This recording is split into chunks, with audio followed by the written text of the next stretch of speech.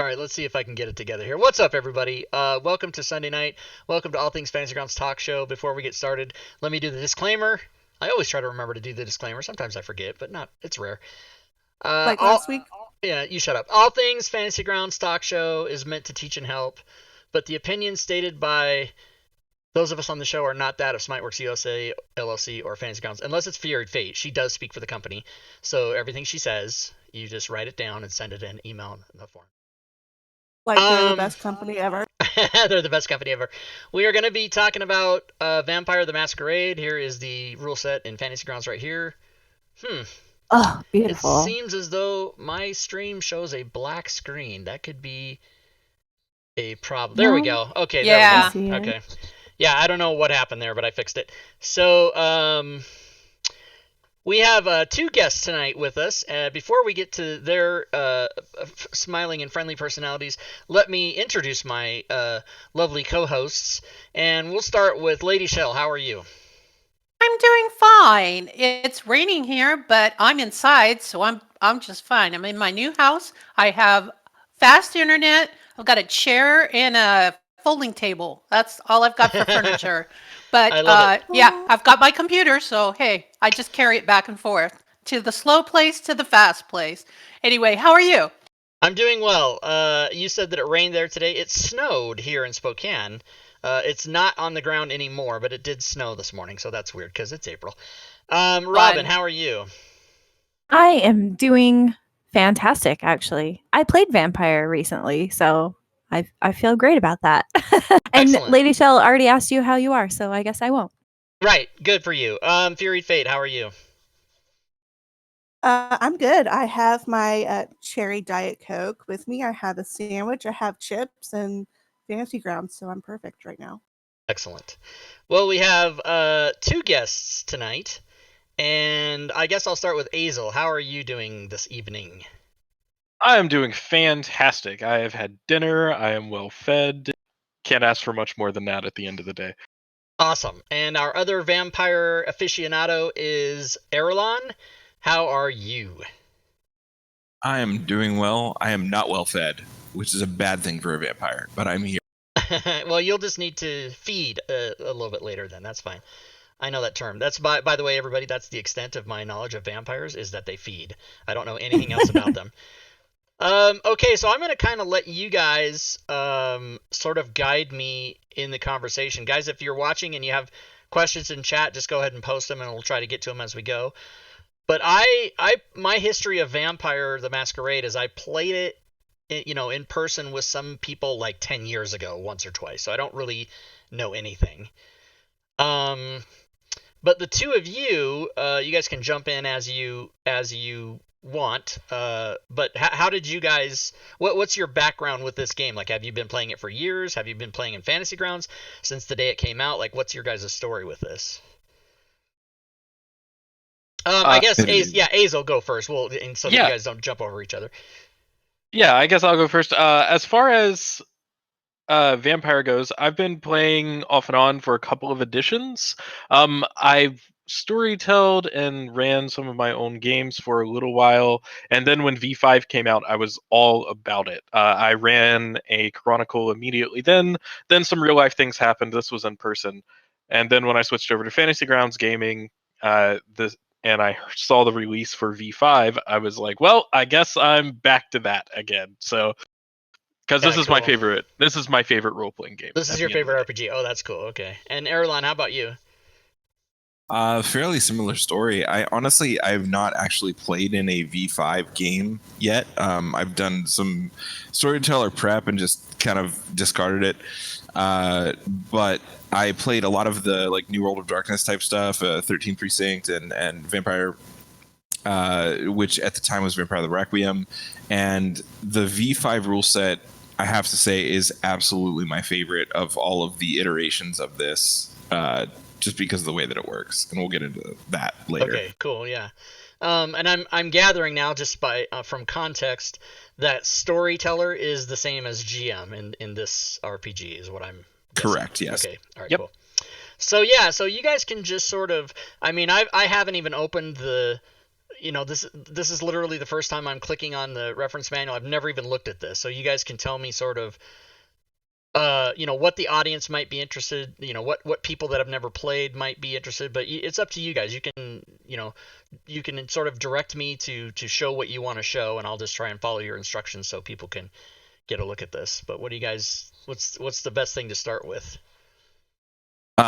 So I'd say, first of all, the storyteller tools is not where you would necessarily start here. You want to go with just the regular core rulebook. Oh, right. I did that only because it was on the top. Right. Yeah, so they just recently separated them out into two different things for modules, but the regular one is the one that has the full reference manual in it. Okay. So you can see there, Vampire the Masquerade, 5th edition. It has, like everything else with Vampire, the focus of this game is going to be the storytelling and the role playing and the ambience of the whole thing. So they've really spent a lot of time and effort on making the rulebook in Fantasy Grounds just as gorgeous as it is in real life, because honestly, these books are a work of art. I mean, they're fantastic. I can't say enough nice things about them. So just looking through, pretty much everything has a picture or a feel or just an image to kind of give you the idea of what we're looking at here. I can't think of anything in particular that I'd like to start with, but do you guys have any questions about how it works or anything like that? There is a question in chat. Clowork wants to know, if you likened to anything, what is it most like? I think he means other RPGs is what I think he's meaning. Yeah. So Azel and I actually had this discussion earlier. So that is it's like other World of Darkness games if you've played those. Yeah, so most like it is very, very unique as far as the system goes, and I guess this is probably the jumping point to get into that. So as far as differences, 5e D&D is all about these checks. It's all about a single d20 die plus a modifier. In Vampire, we use the concept of dice pools. We talk about how many successes you did, how well you did, rather than did I succeed or fail. It's all in that varying degrees. Gotcha. Okay, dice pools, yeah. So if it's like anything, I would say it's more like Savage Worlds than anything by Wizards. Mm-hmm. Yeah. But that's not really an accurate comparison either, because right, it it's is its very own unique thing that isn't really like anything else. That's probably the point. Right, and that's kind of the whole thing, is the storyteller system, and all of its offshoots, because we've got White Wolf, we've got Onyx Path, we've got Modifius, that are all publishing different. Apocalypse?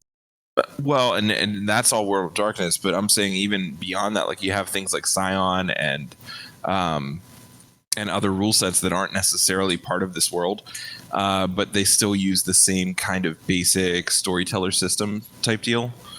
So really what it comes down to is the way that they deal with the attributes in the dice pools. And this is a standard type of roll a bunch of d10s and explode them if they're a 10 and that kind of thing. So I feel like most people understand what I'm talking about when I say that. Yeah, now can we can't demonstrate that without building a character, can we? We can't just like roll dice and... I can toss you a character XML if you'd like to import it. Yeah, okay, let's do that. Just toss it to me in Discord and I'll import it. Yeah, sure. While you're importing, we got 2 more questions, both from Lensman Deliancourt. Wants to know, can you show how the hunger dice mechanic works in game? And I think you're going to do some dice stuff, so we'll go to the second question, which is, can the storyteller disable the hunger dice feature and play without it? So first question, can we show how the hunger dice mechanic works? Yes. However, we're going to need to build a character first.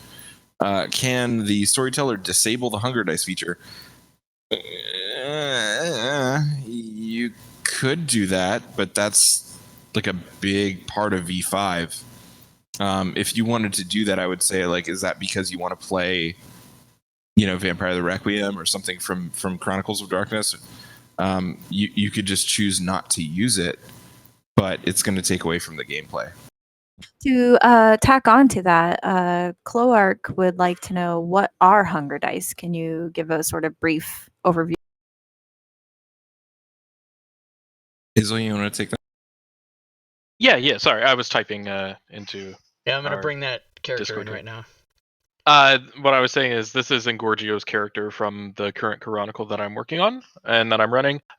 So hunger dice. Hunger dice are there to simulate essentially your hunger, how long it's been since you've fed. They are a mechanical way to say, this is how far I am from the brink. How far am I gone to lose control? When you're at max hunger, you definitely have a higher risk of losing control of yourself, of your own sensibilities. And when you're at no hunger, you have no risk of losing any control. Now, those hunger dice are used to fuel your abilities. It is how you rouse your blood. When you rouse the blood, you're calling upon that power that is in your kindred vitae, so to speak. That's Okay. kind of the simplest explanation for it. Yeah, so that's and even with that, we're using a lot of terms here that are vampire specific. So kindred are what we refer to vampires as. Rousing is because in vampire you are a vampire, right? So you consider yourself one of the kindred, which is the larger group of vampires on the earth. And the thing you have to understand about this rule set is that you are not a good guy. You're a vampire. You need blood to live, right? So you are also dead, right? Your body is dead. It is a dead. You are a spirit animating a corpse. Does that make sense? Yeah, totally. Yep. So you have to do these things called rouse checks, which is basically where you force that magical blood through this body that you inhabit to perform these feats of strength or agility or mental domination or whatever it is for you. So you make these rouse checks, and rousing the blood within you to perform these actions causes you to have to roll against your hunger to perform that thing. So it's not that you're going to succeed or fail, it's that you might get hungrier. Got it. Okay, so how can we show an example of that so that people can sort of see the mechanic and how that works? Do you want to run a basic discipline check, Azel? Yeah, sure. So, as far as say if you go ahead and click on that other tab for Zachariah, and we're going to look down under his disciplines there. So say Zachariah wants to mesmerize someone. If we click into mesmerize, you'll see that there is one dot besides rouse check there. What that wants us to do is it wants us to make a rouse check. So mesmerize allows you to basically command someone to do something. Essentially, you are commanding their attention, and that requires a little bit of a check. So to make a rouse check, all you have to do on your character sheet is click that little rouse button at the bottom, and it will go ahead and roll a single die for you. All right, so this is a failure. So we automatically get hungrier. And what that means is that the beast starts to come out to play. You start to hear a little bit of a voice in your head. For Zachariah, that is someone who we have not yet revealed in the Chronicle, unfortunately. So I don't want to give too much information there, but it will talk to you and it urges you to do these things. But the power still activates. Even though you have failed the rouse check, nothing actually happens. Except that the power works and you get a little bit hungrier. And Just because you failed it. And I saw that it did populate a skull here, or if that's a skull, I don't know what it is, but it gave one, it lit up one of the hunger things there. Exactly. So now, if we go back to that main tab,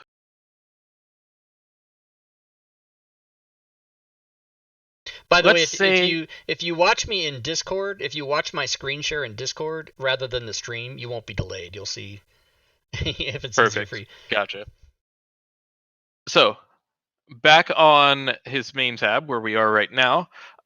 So his mesmerize didn't work. They beat their check. So to get rid of them and to kind of belay that command, Zachariah is going to pull out a firearm and shoot this person. So to do that, you'll click the little plus sign beside firearms, and then double click the Okay, dexterity is die. firearms? Where is that? Is it a skill? Is it Skills, firearms. It should be under, under physical. It should be. Oh, right here. Okay, click the plus sign. You say. Yep. Okay. Click that little plus sign. Okay. So what that's going to do is start building our dice pool. So now all you got to do is double click dexterity, and it's going to take the amount of dots or dice that we have in our dexterity and add the amount of dice that we have in firearm. And double click that little black die beside it. Dice pool. Perfect. So he's gotten a messy critical here, which is perfect. So with that messy critical, Yes. yes, he is going to basically do the worst possible thing he can do. Instead of just killing this guy and shooting him once, he's probably going to shoot him maybe 5 or 6 times, and it's going to Like be a very, 100 very times, messy. though. Seriously, Yeah. 100 times. As Nice. many bullets as are in that clip. And that red dice that you see there is your hunger dice. So when you're building a die pool, you count the number of dots that you have in your skills. So in this case, we have 5 dots total. So we roll 5 dice. And then we replace a number of those black dice with a number of dice equal to our current hunger level. Got it. So there was one, so they replaced the last black one with the red one. Exactly. Now, these hunger dice, do they have more chances of failure than, like, say, the black dice? Not at all. They do have they don't have any extra symbols or anything. They're just a different color. And their criticals and their failures are slightly different. So criticals and failures happen on a 1 and a 10 in the vampire rule set. And unfortunately, you can't change the dice to a standard 10-sided dice, Linsman. Saw that question in chat, so I figured I'd just answer. Cheer bits in the But- stream. Thanks for the cheer bits. On a 1 is obviously a complete failure. So that on a hunger dice, it represents a bestial failure, which is the worst possible failure you can do. And on a 10, it's a critical success or a messy critical. So that is the most possible crit that you can do, like the messiest success possible. Got it. That's fine. I just want to So point there are out. points in. Go ahead. Okay, I'm sorry. I didn't mean to interject, but before we move on, or whatever. So Rob, when you're rolling the attributes with a skill set added, you can also so if you clicked a skill and then you were ready to pick the attribute that you're rolling based on whatever your storyteller says, you can still hold the dice and drop it in the chat if you are a player who prefers that sort of the physics of the dice rolling. Which me personally, that's how I usually grab it and drop them in the chat box. So that feature is still a thing that you can do with this rule set. Cool. Awesome. And what I was going to say is this is depending on the camp or the Chronicle campaign, whatever that you're running. A messy critical can be as bad as a failure on some of these things because. If your goal was to stealthily infiltrate something, ripping all of the guards' heads off is not necessarily going to be stealthy. It'll get you there. It'll get you to the place, and no alarms will go off. But there's a mess to clean up afterwards. Exactly, and it's not that. It's more of a cool. You're going to succeed. You're going to do what you wanted. But it's going to have some unintended consequences for you because that messy critical symbolizes you kind of giving into your hunger. You are becoming a beast at that. That's nasty. That's kind of fun. Oh, by the way, everybody, stick around. Don't go anywhere, because at the end of the show, I will do a drawing for those of you that are in the Twitch chat, and whoever wins the drawing, I will purchase a copy of this Fantasy Grounds module and give it to you, so you can win this rule set if you really would like to have it. Fangs out. Fangs out. All right. That's really cool. This rule set's awesome. What else? I really like have the. a Oh, go ahead, Fury. question. No, go ahead. Okay. Are there any other races besides vampires, like half vampires or something else? Yes and no. And Let's talk So, about Thin Bloods. let's talk about Thin Bloods, exactly. So when it comes to quote unquote races in Vampire, there are all manner of creatures of the night. Vampire the Masquerade personally only deals with the vampires, but in that, there are different subsects of them. There are different clans, different bloodlines. So the main, when you're talking about half vampires, our term for that as kindred or as a vampire is a thin blood. It's someone who has been embraced, but or has been turned into a vampire, but the power of their blood is so weak that they still ride that line between humanity. What are some of the can you give like a brief overview of some of the other clans for Sure. Erlon, which clans would you like to take? Let's talk about it. Okay. So let's. First of all, Crap, I how many should've clans prepared. are there? Let's start with that. Ooh. a So lot? there are a There are lot a of lot. different That's another clans. question. I'm so sorry. There are also, the way that these books come out, there are a certain number of clans to start with, and they add clans later. So let's talk about the core rule book right now. There are, what, 12 clans? Eight. There are are 8. Okay, so there's 8 in the core rule. Right. So let's talk about, Oh, 9. I don't know, maybe. Toreador. That's always fun. Toreador. 9. Okay. There's 9. Yeah, there's 9. Okay, let's go with Toreador. So Toreador is a clan, and they are based on aesthetics, right? So they have the rose for their symbol, and the average Toreador would be, appearance-wise, not much different from a human. They would just be kind of ethereally beautiful to any random human that might come across them. And this would be the person from the Toreador mindset. They would generally go after in terms of who they would want to embrace or turn into a vampire. Artists or performers or Fashion social design. people. Yeah, fashion designers. People that are very social. People that have a very big following of their own.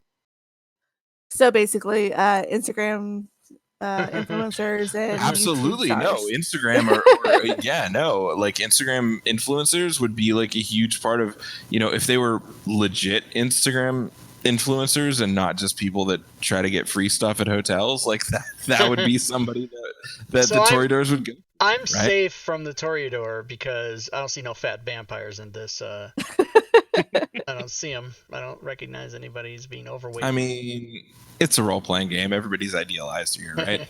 And I think you have to have at least 1 million followers. I think that's their minimum. That's definitely their minimum. No, it's actually in the rule book. Like, if you don't have 1,000 Instagram followers, you're not. No, but seriously, so Toreadors, they're going for the artists. They're going for that type of people. And then I'm going to go with Tremere next because it's on Rob's screen and also it's the closest to my heart. So Tremeres are the blood wizards, right? So they are like not great people. They use their vampire blood and the magic in it to essentially cast spells, like magic style. And they're also really just terrible people. They've stolen everything they've ever gotten. And they're never going to stop. The ambition is the thing that I would say is the biggest for the Tremere. But then you go to something like Gangrel. Gangrel or Nosferatu or a Malkavian, and you start getting into more classic kind of, their appearances are real messed up. They have weird, tics and expressions that they deal with. So, there's never going to be a clan that you can choose that's going to be normal, right? I mean, you're a vampire, you're a monster, right? That is the big premise of this game is you're not a good guy. You either are monstrous on the inside or you're monstrous on the outside and on the inside. So choosing these clans is going to be essentially just how you want to play that, what you want that reflection to be in the real world. And do the clans have are they disdainful of other clans? Like, oh, we're better than that clan. Like, like Some how are. elves hate dwarves or Many, whatever. I would that say kind of thing. many of them are. Some of them are not. The bigger thing with this is the clans are not necessarily as important as the factions in terms of that type of thing. So you could be a Malkavian who is part of the Camarilla, which is the kind of like the aristocracy of the vampires. They kind of run the show. They're the big business leaders, and they kind of deal with that stuff. Or you could be a Malkavian that's part of the Anarchs, which. So even though you're from the same clan, your vampire character would have very different goals depending on what faction they're part of. Got it. Okay. Does that make sense? Yep. Is there a list of the different factions, or is that like within each clan? So there's not a there's- list within each clan, and there are there are faction books which have not been released yet. So I know for a fact that's not in Camarilla and Anarch are not out yet, but they Okay. They aren't yet out on Fantasy Grounds. The PDFs of those are available, and I know that they're being worked on for the Fantasy Grounds rule set, but we just don't quite have them. Yeah. Yep. I know there So- was another question in the chat asking whether or not they would bring mages and werewolves. Ooh. So yeah, ahead. that's kind of all on our World of Darkness publishers. We have a Vampire 5th edition rule set right now, but they haven't given anything more than teasers or hints at some of the other World of Darkness RPGs like Werewolf or Mage or Changeling, some of those. So to put that in context, previous editions of this type of game from this publisher, they had what's called the World of Darkness, and they would have like 8 or 10 different rule sets that were all different types of creatures, right? So there was vampire and werewolf and mage and changeling and geist and like all these other things, and they were all the same rule set. So you could have those characters in your game, right? Like you could theoretically mash them all up and put them all together, or you could say I'm going to run a vampire game and the werewolf game characters are going to be my enemies for this Chronicle, right? So with V5, which we're dealing with here, V5 Vampire, they have not yet released like a V5 Werewolf or a V5 Mage game for that yet. But we kind of expect that to happen at some point in the future. Is that a fair way to say it? Yeah, if the company's doing it like in hardback or PDF form, then eventually it'll make its way to Fantasy Grounds for sure, right? Because now that they have the licenses to do it, then and that would way. essentially be a different rule set. It wouldn't just be an extension; it would be a different rule set. Oh, so it wouldn't even be the same game, is what you're saying? They are different It would games. be a different character okay. sheet. Yeah, they're different games, but because they're all storyteller system, they like legit expect you to overlap all of the systems while you're running this. So I guess this might not be the original question, but now that makes me wonder, can you just have werewolves and other lichens and this and that in this game? Can you do that? Currently, no. If they were to release, you're gonna have to help me on this, Azel. It's Werewolf the Apocalypse. Werewolf the Apocalypse. Okay, so if they were to I do know a that one. 5 Werewolf the Apocalypse game, then you absolutely could use any Werewolf the Apocalypse character in Vampire the Masquerade V5. Okay. As long as they were both V5. So if I've never But played this, we and currently only have. Yeah, go ahead.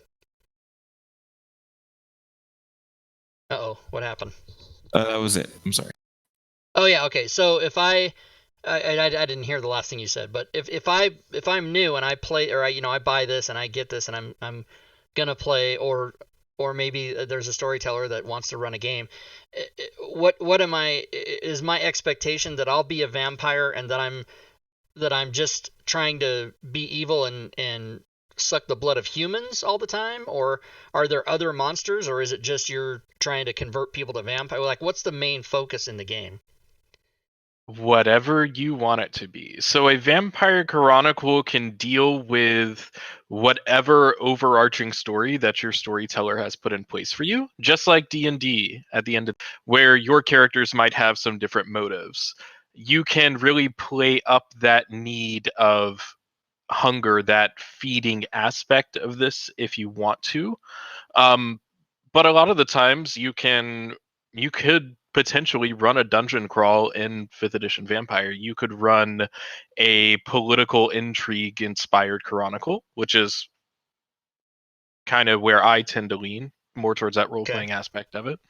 But yeah, you can really do anything you like. The rule set is very flexible. It lends itself to anything. Okay, cool. I would say with a much heavier focus on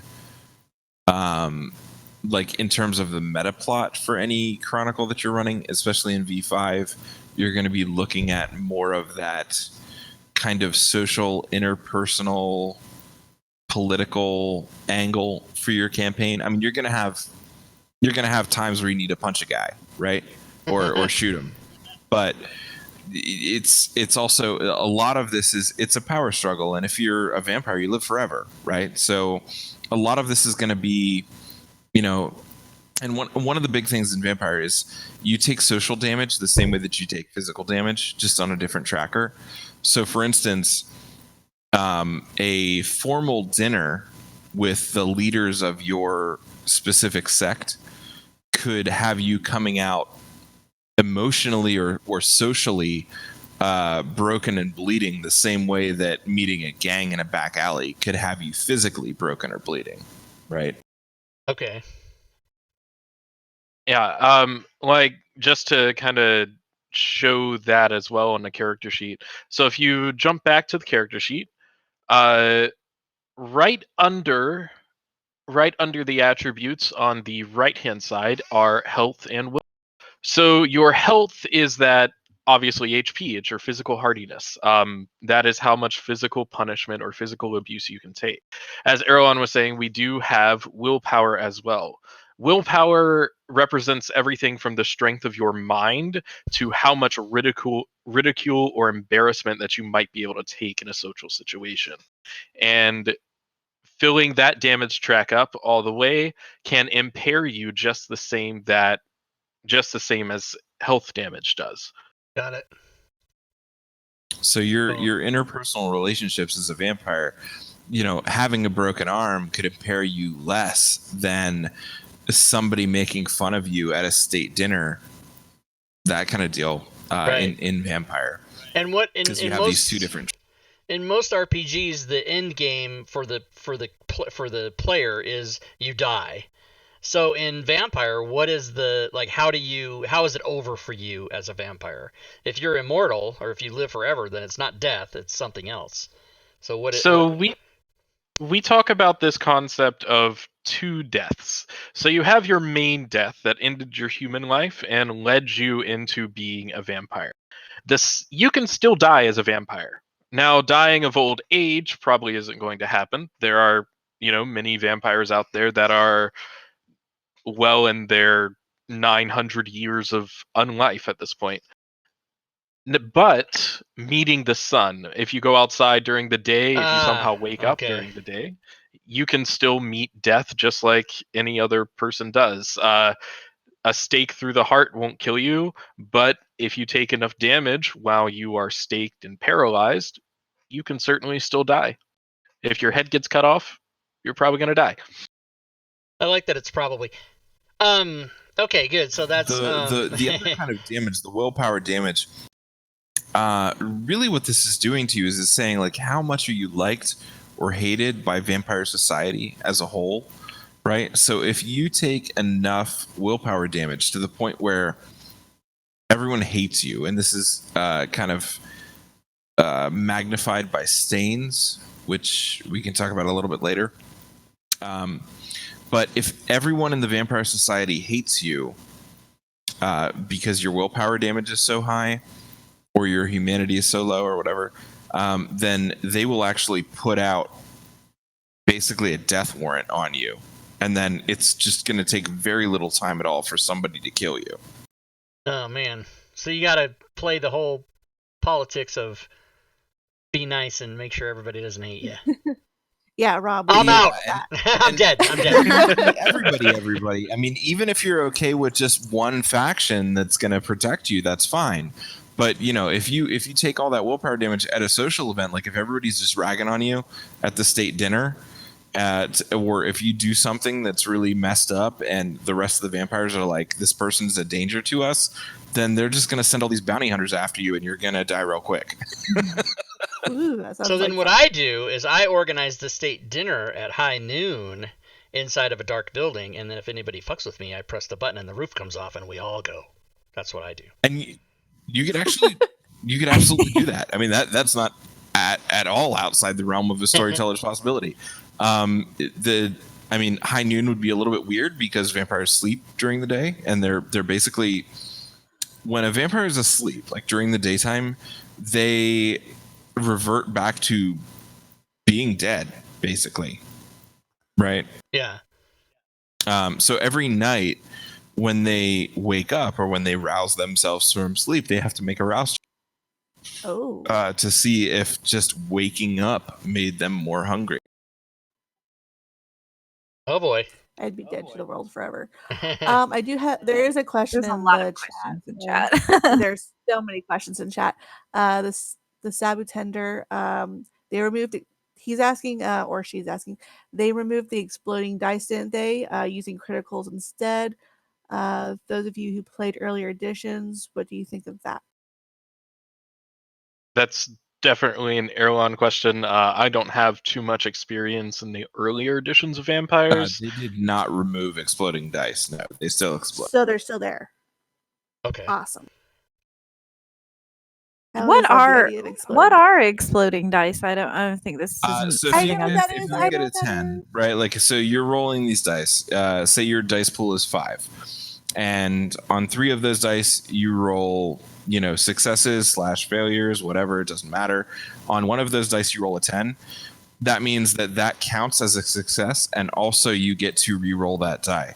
So if you get another 10, you would get to re-roll it again. So it keeps adding to your dice pool. That's the exploding dice. Okay, yeah. I think that's in Savage Worlds, right? Savage Worlds. Yeah.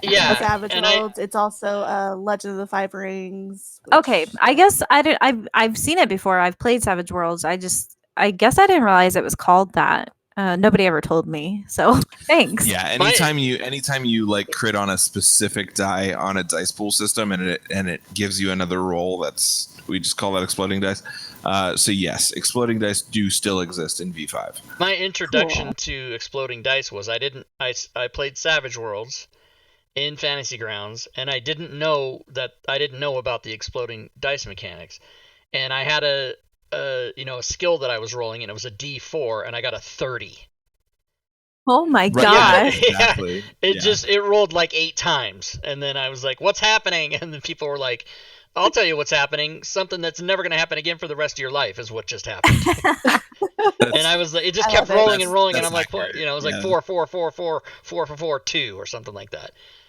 But yeah, it was crazy. What's even better about exploding dice is when you're playing, you know, an in-person game and you have like a specific bag just for fucking D10s, like a whole bag full of Yeah. D10s, because you could, you know, theoretically go from 3 dice to 30 dice. It's that ridiculous, and I love it. That is absolutely how this game goes. I have played not this edition, but I've played other editions of Vampire in real life, and you really need like 10d10 if you want to do this Yeah, IRL. right, because you're gonna And eventually just need them. have that sheer madness of rolling that many dice, right? Question: what are the backgrounds, lore sheets, and merit? Ooh. Asking. So, background, lore sheets, and merits. Those are all rolled up in this concept that we talk about called advantage. Your advantages are basically the contacts and the stuff that you have built up over your years of living. So it could be like if we look at Zachariah here, Zachariah right at the top has an advantage background called fame. That means that his character is famous. They are known for something or to some particular set of people. The more dots in that you have, the more famous you are, and it can offer you some mechanical benefits as well. So if we click that little red dot beside fame, it will bring up our box there. And if you scroll down a little bit, yeah, so right under Dark Secret at the bottom there, we have those levels of dots, or those level of dots. So our first one, obviously in fame, a select subculture knows who you are and admires you. So, and then this goes all the way up to your fame reaches mass, national, or even global audiences, a major movie star, or a stadium-filling rock act, or even a former president. So this is just how many people know you. Now, do you roll something to determine how many dots you get, or is that something you put in like a skill point type of? It's like a skill point type of thing. So when you're building your character, or when you're leveling up your character, which we'll get into, when you're building your character, you have a number of dots that you have to put into your advantages and that you have to put into your flaws. I believe it's 7 points of advantages and 2 points of flaws. So Correct. you can choose pretty much whatever you want as long as it's not backed by a thin blood. This is all about building your character and building who you really want to portray as a vampire, or even as a human or thin blood. You could do those things as well. Yes, Oh, Robbie, cool. you only have 1 dot in fame. I was just determining it, my own self, my own fame is either 1 dot or no dots. It's one of those two.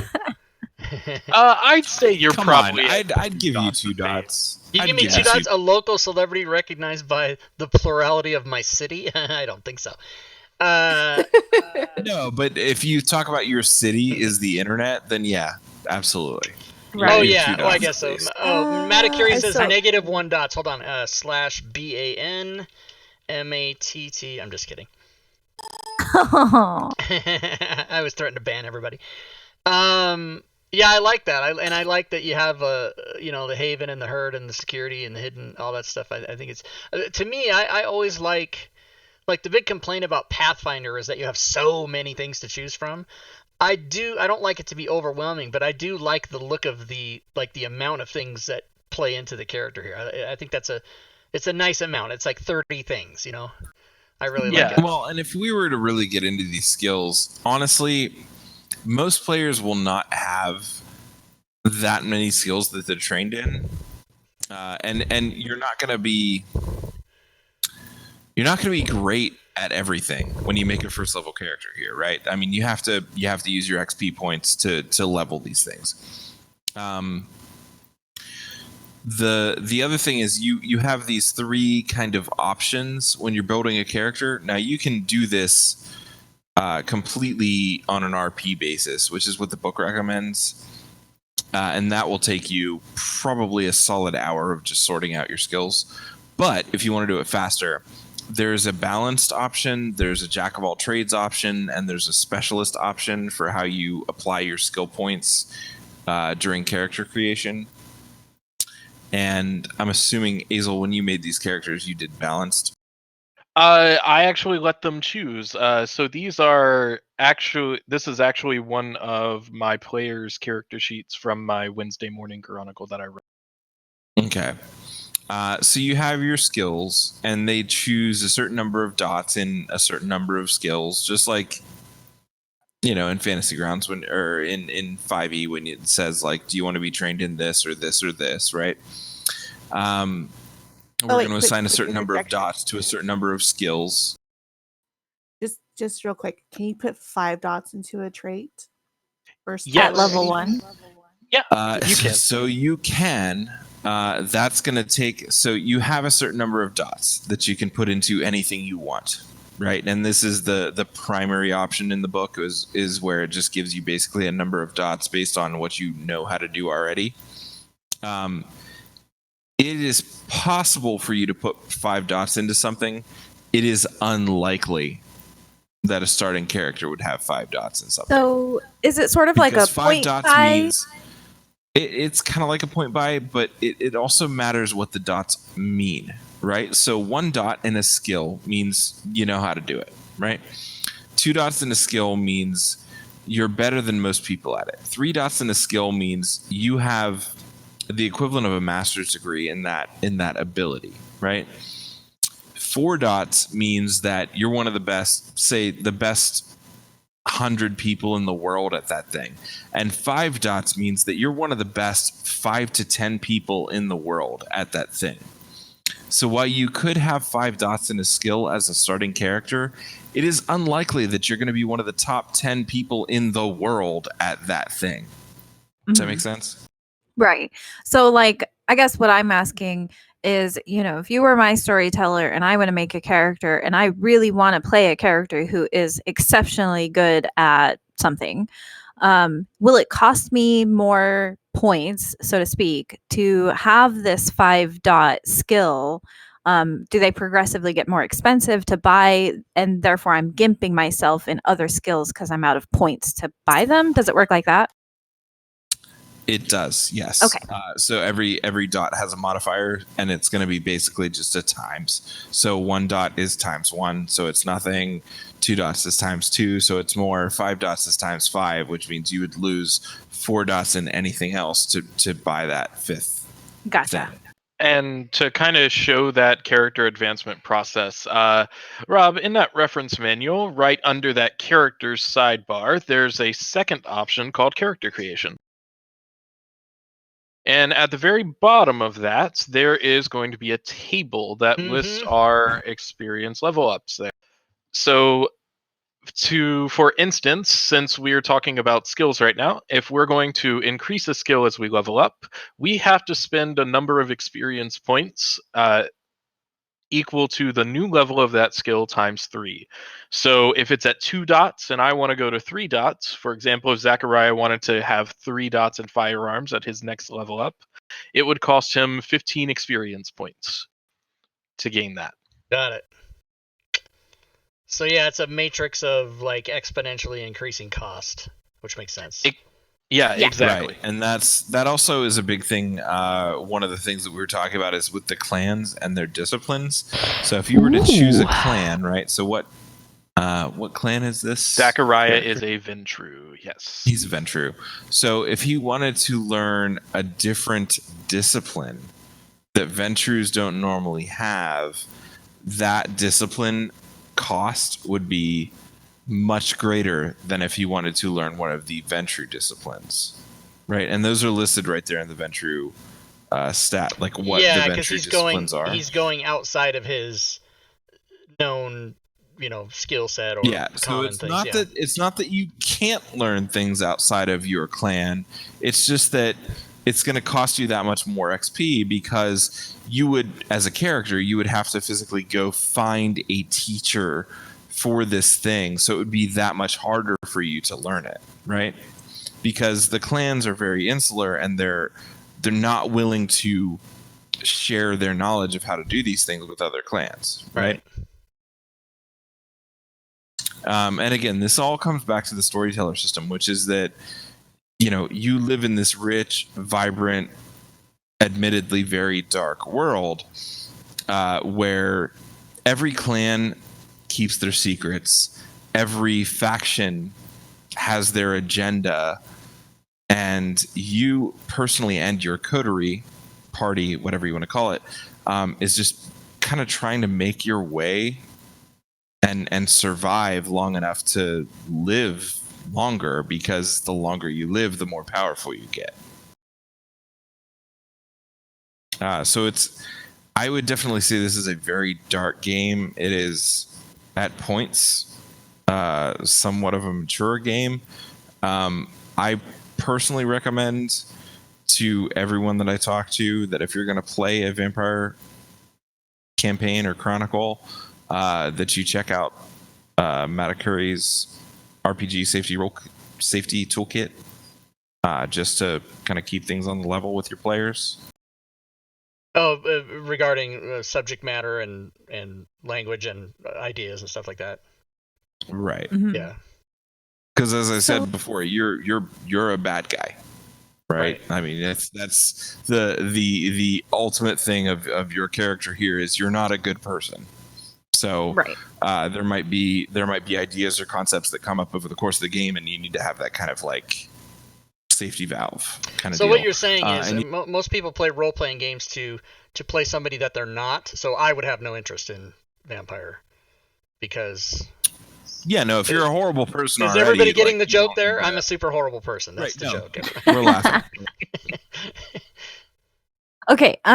There were a couple of questions earlier from chat that I think sort of got skipped over, but I think that they're really good questions. So, is it possible for the community to sort of make custom modules, themes, decals, backgrounds, chronicles, and tangentially related to that? Is it possible to modify? Are there settings in the rule set to change things for house rules, such as using a 6 or higher to make successes and things of that nature? So, yes, actually, as far as creating custom content, if you are familiar with Fantasy Grounds, you can create custom content to go into your Vampire the Masquerade rule set just as you would create it for 5th edition D&D. It all works the same way. I myself have been working on some conversions and stuff for my own personal use, getting some of those newer clans from some of the other PDFs that have been released in there, and just making sure that everything is ready for my players as those stuff come out. Now, as far as 6s being successes, so in a Vampire 5e rule set, a 1 to 5 on a dice is already counts as a failure, and a 6 to 10 already counts as a success. So that's already built into the rule set. It is actually the way that this game runs normally. That's how it works on using regular d10s. Now, when you roll a dice here, it will roll a normal d10 and then just display the image for what number it got on the die. So that's why you see the onks or the blank die or the onk with the 2 stars, which just means that you rolled a 10. Okay. And so is there anything baked into like the settings options in the rule set to enable any sort of house rules? Like, for example, in 5th edition D&D, there's certain options you can turn on or off, like the harder healing variants and things like that. Is there anything like that for Vampire the Masquerade? The only one is really the initiative method. So people like to use different types of initiative for Vampire the Masquerade. The main one that people switch between is normally everyone, by the book at least, normally everyone says what they're going to do going around the table, and then everything happens at once. But some people like to put it into turns, as you normally would in like 5th edition D&D or another game like that. So that's kind of the only quote unquote homebrew rule that is baked into the rule set. Uh, Generally, there aren't too many homebrew rules that I've seen, at least for 5th edition Vampire. Someone might prove me wrong, but I haven't really seen too many running around. The system is versatile enough that you can do pretty much anything and it's fine. That makes sense.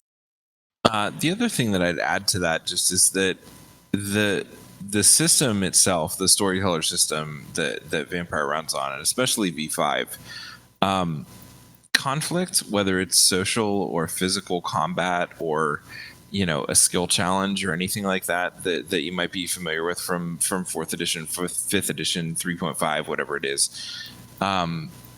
That's not really the point of this game, if that makes sense. Like the point of this game is that everyone collectively tells a story that moves forward. In terms of the quote unquote fighting, whether that's physical or social, we try to resolve those things fairly quickly, so that we can move on with more story. So if you're going to play in a vampire game or any storyteller system game, you're not going to have battle maps and tokens and stuff like that. Like you can do that stuff. You absolutely can.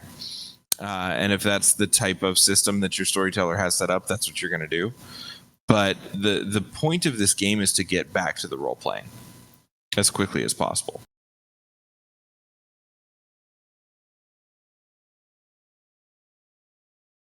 Is that a fair assessment? I just realized. Yeah, that's a totally fair. I just realized it's gonna cost me $50 to give away this prize. Fuck. Whatever. That's fine. I think people are excited by a game. Well, I mean, this game's been around forever, right? But it's just now the newest. This is the 5th edition or whatever. But it's very RP heavy and story driven, which is a breath of fresh air for most people, as opposed to the other sort of more combat. I mean, all the RPGs have combat and roleplay, but it just depends on like what the ratio is. But this seems to be heavily weighted toward roleplay and talking rather than rolling dice to see did you smash somebody in the head and being a murder hobo. Right. I would say this game is almost, I'd even put it up to like 70 or 75% roleplay. Yeah, that's what I was going to say. It's a very big percentage of roleplay. I would go even higher than that. It's like a 90-10. Yeah, we've had one combat in three sessions of. I think you say like hours? 3 months or something. No, of three sessions. We had one combat that lasted probably a good, 5 minutes, if that. Yeah, and I was gonna say, like, the games that I've played in, like I had a combat that lasted a minute, and then I had a social conflict that lasted like 5 minutes, and the rest of it was just, okay, what do you want to do? Talk to each other. So Darth Vex is asking in chat, how much would a new player need to know about the world of Vampire the Masquerade to create a character and play? Since the game is so story driven, could you play coming in knowing nearly nothing? And before you two answer, I just want to give my experience, because I did just play my first game of Vampire the Masquerade just this past Friday, and I knew nothing going in, and I feel like I caught on pretty quick, but I'm also really experienced in playing just tabletop RPGs in general. But even if I hadn't, I think it's pretty standard. You're a vampire, and that's a pretty universally understood concept. So I think that this game really lends itself very well to new players. But I'll let you two go ahead and answer that question if you'd like to. I think that you hit the nail on the head. Vampire is very accessible to new players, depending on your Chronicle or what mission or what story that you're doing. If you know, the more information you know, the better it is to be able to create your character. But your storyteller should be able to give you at least enough information that you don't feel like you're floundering around without anything to do at the end of the day. I agree. I would agree with that, absolutely. I'm gonna add my one little devil's advocate thing here, which is that, like, RTFM, right? Yeah. I probably should have. The more you know about the lore, the better integrated your character is going to be with this game. So if you have a chance, like if you want to play this game and you want to get really into it, which it totally is worth that. This system is amazing. The lore they've worked up and the fact that the meta has continued throughout every single edition of it is amazing. I mean, it's like, you know, have you ever played a game that really played like you were reading, you know, your absolute favorite series of books, and they just keep coming out with new books, right? So the more that you know about the lore, the better your time is going to be as a player. I see what you're saying, but to play devil's advocate to your devil's advocate, if you have a really good storyteller, then I don't think it's that much of a problem if you No, haven't read all of the lore prior. You're Because absolutely my right. storyteller helped me feel very immersed, and it was a good experience. Yeah, it's super easy to get into the game, and like I said, it's one of those things for me, like, get into the game. Once you start playing the game, then start reading the books, and then once you start reading the books, you'll get more into the game because your character will be more involved with the lore, and it's like one of those kind of feedback cycles. Yeah. Yeah. Yeah, and like you guys are saying, that's the big thing is if you are playing. So here's what I'll say to kind of add on to that. If you are playing a kindred or a vampire who has just turned, who has just become a vampire, they are one of the newer generations, then it's going to be a lot more accessible, and you're going to feel a lot better about that character, even if you don't know a lot of lore. If you're going to play a character who is, let's say 11th generation, then you're probably going to want to know a little bit more about that interplay between the different factions, so you can get a better informed idea of where your character sits in society. Absolutely, And that will that's a help you perfect way out. to talk about it. And the book actually has a whole section on that. If you read the hardcover or the PDF or whatever it is, there's a whole section on the Sea of Time, is what they call it, and it essentially says, like, if you were born as a vampire during this section of years, right? Like, so if you were 11th generation, you were turned as a vampire between, what is it, 1940 and 1990 or something like that. So then you kind of have to know about the vampire lore that happened during those times. And the trade-off is that you are much more powerful than a vampire who was embraced or turned later than that, right? Okay, Boomer. So the game just kind of expects you to understand the amount of lore that you would know based on how old you say you are. And that makes sense. Yeah, makes sense. Just hope you have a good storyteller. Yeah, and I mean, It that's seems- the big one. Yeah, it seems like it would be difficult to be a storyteller for this game unless you really knew. Like I wouldn't, you know, like I would never attempt, like, I'm going to buy this rule set and then I'm going to be a storyteller. Like, that seems like a mistake. You'd have to, Well, you'd have the to other play thing- it, you know, and get to know it, and The thing that's really easy to be a storyteller with this is really you only have to come up with the story, right? Like what's happening right now, because the book is going to give you all of the lore that you need for a generic city, and then you just make it whatever the city you're most familiar is. So, like for me personally, Philadelphia is the most familiar city for me. So what I could do is, if I was creating a campaign as a storyteller, I would use it would be Philly by night or whatever, you know, because it's like that's what they call things, is like LA by night or Chicago by night or whatever. So I would do Philly by night, and I would say, okay, here's the story. I have the whole hierarchy of the vampire rule set laid out. I know who my personalities are going to be, all that kind of stuff. This is my personal homebrew. But then when it comes down to running the game, I could say, okay, you know, if you want to know where you are in the city, pull up freaking Google Maps. Like, we're literally in that city right now. yeah, that's cool. That's cool to be able to do that, to sort of give everybody So you don't the same have to frame of reference. Yeah, I mean, you don't have to worry about that. Like, you're in that modern city tonight. So the setting in terms of where things are, how to get there, that kind of deal. It's very simple. And also the inventory system in Vampire is very much like that as well. It's you are assumed to have any item that you would need within reason.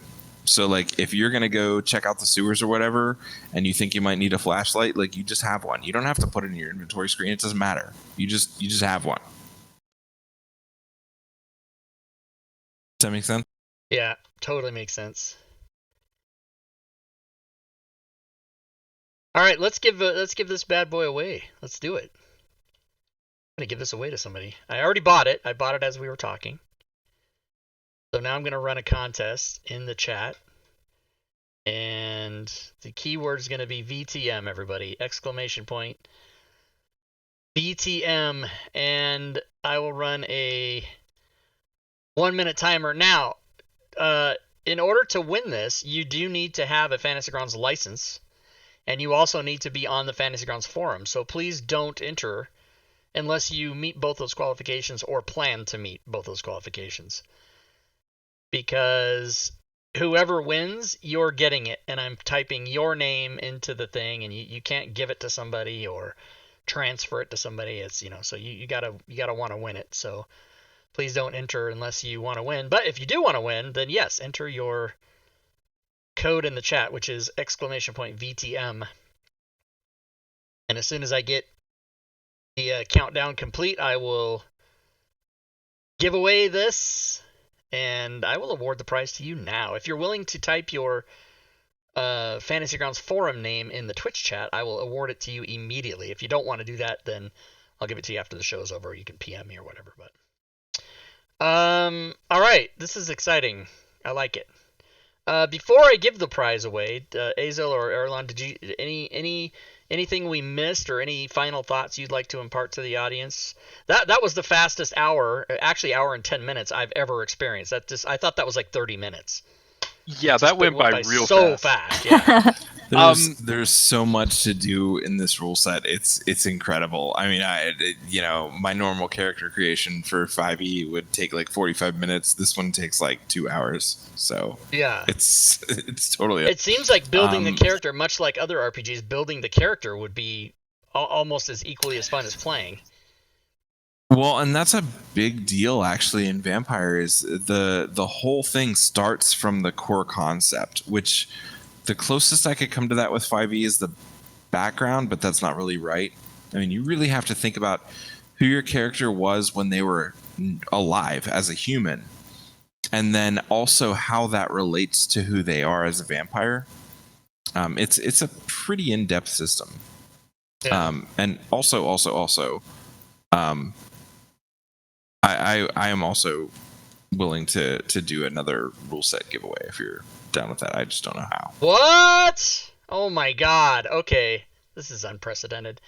All right. And the other thing I would add is if you're interested in this rule set, get out there, play it, look through the PDFs. The PDFs are actually kind of inexpensive. I believe they're around $21 US at least. And if you're interested in it, check it out. This is a very fantastic rule set. It's very versatile, and there's so much to look at. There's so much to take on, and you can tell some really, really good stories with this. Cool. And look how beautiful it looks in Fantasy Grounds. And I know, it's so pretty, right? It's Yes. so pretty. It is It's nice. gorgeous. It's very nice. I just had to say that because I think Rob, it's if you absolutely actually, gorgeous. do you want to go to the options and scroll through some decals on your Oh screen? yeah, sure we Because will. they're amazing. I will. Yeah. And I will pull 2 names off of the things to give. That's There we right, go. chat. You gotta wait. Let me move this. Yeah, these World of decals Darkness. are beautiful. Love that. Vampire the Masquerade. Oh, he's biting her. Oh, I love that. Oh, you know what? Let me go back to that one. I didn't notice. He's chomping down on her wrist. She's getting it. Yeah. Yeah, So she's about to. She's about to. Everything like the physical, like the imagery of this game, and that's a big thing with vampires. Like the aesthetic of it is very important, right? And that's, I think storytellers kind of get that, and you get that feeling from everything, right? There's never just flat words or flat concepts in Vampire. There's always that feeling that your players get from doing these games. All right, I'm gonna pull 2 names here. Who's given the other one? Was that Erlon's giving one away? Yes. Yeah, I don't actually know how to do that. I'll walk you through that. It's and that's very generous of you guys. He's a guest on the show. He does not have to do that, and he's foregoing $50 of his own money to give away. I mean, that's pretty stellar for you to do that. That's awesome. And I did not ask these guys to do that, so he completely volunteered. Okay, so the first winner is Tom Knapp, 1976. What's up? Congrats. Tom Knapp, if you want to type your Fantasy Grounds forum name in the chat, is that it? Tom.Knapp? I'll give you that right now, and then we'll pull another name, and I will tell. So what you do, Erlon, is you go to Fantasy Grounds and you buy the thing, and you can see my screen, right? Yes. So you buy the thing, and then anything that you've purchased in the Fantasy Grounds store in the last 7 days will have a gift order button on it. So after you buy it, you just go gift order, and you literally just type the person's Fantasy Grounds name into the box, and that's it. You're done, and it just transfers it to their account. Okay, got it. And so Tom.Knapp. Yeah, I'm working on it. I should copy and paste it. Tom, damn it, Tom. Look, it's Where's right Masquerade to tell you to just copy paste? You know what's funny is he's won something from me before because his name's already there. He's absolutely won before. Okay, boom, let's do it. Confirm gift. Okay, now let's draw a name to give to Erlon. Second name is Pure Grass-Fed Beth. Congrats to you. Do you know who that What a is, or are you great just name. laughing at the name? I know who that my is. girlfriend. What? Is it your That's girlfriend? weird. That's funny. It is. All right, well, She's played in one of your Aw. campaigns before, so that's funny too. you can just say you gave her the prize and then just not do it. But yes. Do you wanna re-roll that maybe? She's okay with it. Pull another one. Okay, I'll do that. So the other winner who is not his girlfriend is Spenster. Boom, Spenster. So Spenster77. And Sven, what is your name on? It is Spenster77. He's also won from me before. And I'm almost sure it's Spenster77, or it might just be Spenster. What is he gonna say here? Is he even here? Did he leave? He doesn't win. No, he's Oh no, here. he's there. He's Sweetness. happy. It's Okay, so Spencer yeah, 77. Spencer77 is his. And if you type in a name, if you type it in wrong and try to submit it, it'll tell you, oh, that's nobody on the forums. Try again or whatever. So it won't it won't just send it off. And okay, well, congrats everybody. Congrats to the three of you, the 2.5 of you. I don't know how you qualify that if you give something to somebody and then snatch it away at the last second and say, oh no, you live in my house, you can't That's have it. what I do. Yeah, that's what I But do. what if she really wants it? Then I'll Then get it for her. That's a different thing. Okay. That's so funny that she entered. Like, doesn't she just come to you and tap you on the shoulder? Aw. I Because don't maybe she know. I wants don't to know. be I a don't know. storyteller. You should let her run a game for you. Dude, she's a way better storyteller than I'll ever be. Well, there you go. All right, well, I'd like to thank you guys for coming on, and I knew nothing about, like I said, I played it probably a previous edition like 10 years ago, and my storyteller was a guy that I gamed with, and he just tried to turn it into porn, and I'm like, yeah, I'm out. I'm red-blooded American. I like porn, but I didn't want my RPGs to be porn, so he tried to make it all about biting people and sex and everything else, and I'm like, yeah, we can just skip this. But now that I've seen the legit, yeah, awkward, and it was all, by the way, it was all men. It was a completely exclusive, yeah, thanks. So, but now that I've seen this, I'm pretty excited by people being able to get a hold of this and play it. So, any final words from our guests before we end the show? I'd like to thank you guys for coming on. I think you guys did awesome, and Yeah. I really am a big proponent of showing people Fantasy Grounds stuff, and I felt like this was really thorough and really good. So good. Yeah, I agree, and I don't. I'm not saying that there's many times when I do it, but I have been known to look at my watch a time or two during the show to see like how long has it been and how long have we been going on. And the first time I even glanced at the clock on my computer was like an hour and 10 minutes we'd been going, so that's pretty crazy. And you guys are totally welcome to stay and play games. Oh yeah, so we always make the offer to the people on the show with us, at the same time saying there's no pressure and there's no hard feelings if you don't want to do it, but you are welcome to stay, because we stop the stream and then a few minutes later we come back and we play Jackbox TV interactive games as like a separate thing, and you guys are welcome to hang out and do that with us if you want. But again, no hard feelings if you decide not to, because we don't want people to feel like, oh shit, and then they wrote me into this gaming thing after. We don't want people to feel that way. So good. I think. Well, I hope we answered everybody's questions, and I'm pretty sure we did. Oh wait. Oh yeah, go ahead. We have one more announcement. Azil has a game he wants to talk. Oh, okay. Yeah, go for it. Oh, okay, cool. So on Wednesday mornings at 10 a.m. Eastern time, I storytell a Vampire the Masquerade Chronicle over on Twitch. It's done on Engorgio's channel, twitch.tv/Engorgio12. So come hang out with us. If you want to see what the rule set is like in real play, you want to come do those things, then yeah, feel free. Come hang out. I'm so excited to be doing that and providing that for everyone. So cool. It'll give you a good introduction to if you just want to see how it actually is played. Yeah, no, it's super good. And then there, everybody can see the mechanics of Fantasy Grounds with Vampire Masquerade. Yeah. Cool. But also do it because it's so damn pretty. Right. You should have said good storytelling. I mean, come on. I said what I said. And next week's show, we don't have a specific topic yet, but it will be a product showcase from DM's Guild. We just haven't decided yet because Laroon is slacking on doing his job. But I don't know if he's in the chat or not. But we are going to be doing that. And next week's show will be Robin's birthday, so be here for that, because on her birthday, she is going to give rather than receive. So you want to be That's here right. for that. So Lots of giving.